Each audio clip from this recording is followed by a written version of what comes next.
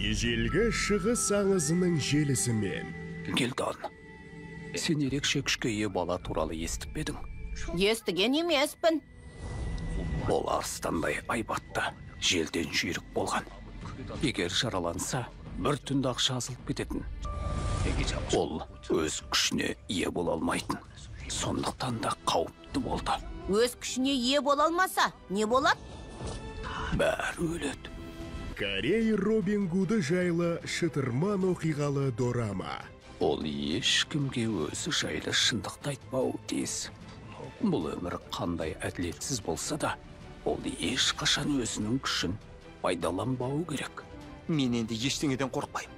Сізге берер ештеңем жоқ. Жүрегім басқа жанға тиесілі. Егер мен үшін тоқтап қалатын болсаң, сенімен ешқашан кездеспеймін.